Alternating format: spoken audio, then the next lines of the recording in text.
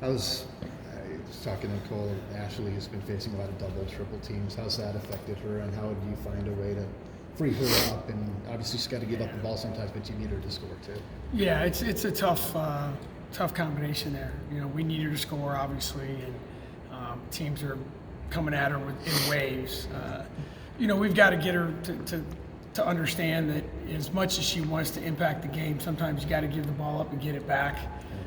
She's not selfish; she just wants to win, and when you want to do that, and you know, I think especially the other night with Kristen getting hurt early in the game, I think she got a sense of, I got to try and win the game by myself. And sometimes you like that attitude a little bit, but sometimes it puts you in a bad spot. So, like anything else, I mean, we got to move around a little bit more. We got to create some angles for her that are better.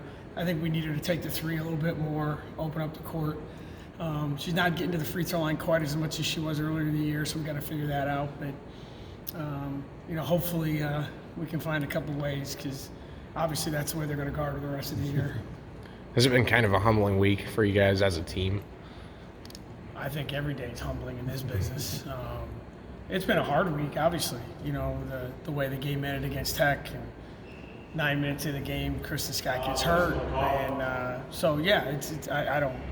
Like I said, I think every day in this job is humbling, and if you're not humbled and not prepared to be humbled, you're in the wrong profession and you're doing the wrong thing when you're trying to play Big 12 basketball. But you know, our kids have done a good job of staying the course and doing the things that they believe they need to do to win games and be successful. And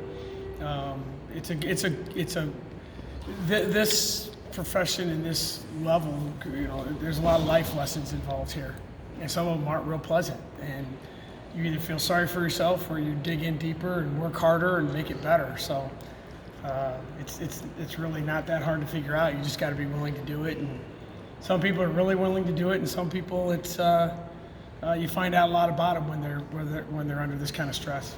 What was the sense maybe after the game on Wednesday, and just in the hours and days after, as you kind of get geared back up, because you do have quick turnarounds in this league? No, I mean, I think it's obviously you're a little bit you're down.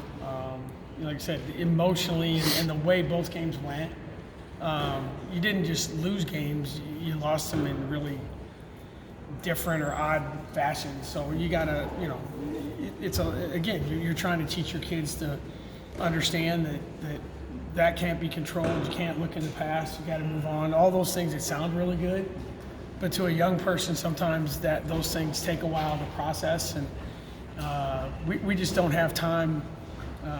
You don't have time to feel sorry for yourself. The other teams don't. K-State didn't stop the game and say, "Oh, Kristen Scott got hurt. Let's come back tomorrow and try again." I mean, that's the world we live in, and so.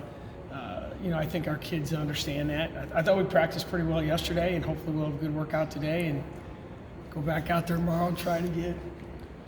How is Kristen? She's sore. If the game was last night or tonight, she wouldn't have played. But we'll see. It's one of those weird things. It's not like you sprain your ankle. Well, in a week it should be fine. It's just, I don't know. When you have a bad back, it's just one of those weird things that one day you feel a little better. If you sleep wrong, you sit wrong. So we'll see. We'll make a decision tomorrow. We'll let her. She's going to work out with the trainers today, and we'll see what happens. But whatever happens, whoever is eligible, ready to go, is going to go, and we'll see what we can do. Thank you. I appreciate it.